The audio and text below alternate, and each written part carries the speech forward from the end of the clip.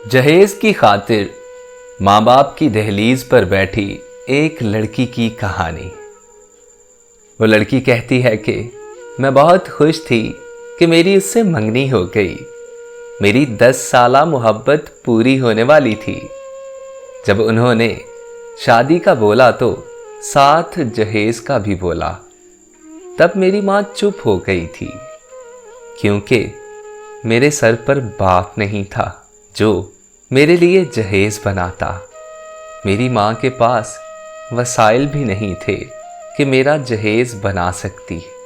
جب میں نے اس سے بات کی تو کہنے لگا، جہیز ضروری ہے، بے شک آپ لوگ پیسے مجھ سے لے لو۔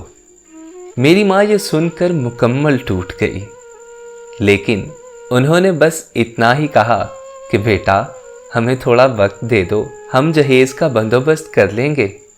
مگر اس نے رشتہ توڑ دیا، اور پھر کچھ عرصے بعد اس نے کہیں اور شادی کر لی، اور آج وہ صاحب اولاد ہے۔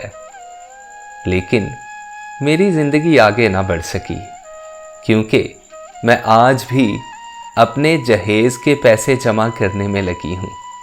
کاش میرا باپ زندہ ہوتا جو میرے جہیز کا انتظام کرتا اور مجھے عزت کے ساتھ گھر سے رخصت کرتا۔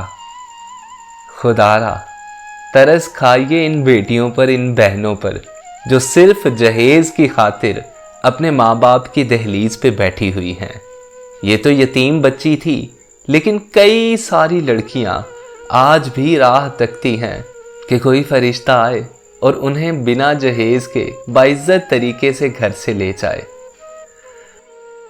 آنے والی روگ رتوں کا پرسہ دیں ہر لڑکی کو، شہنائی کا درد سمجھ لیں گر باراتوں والے لوگ۔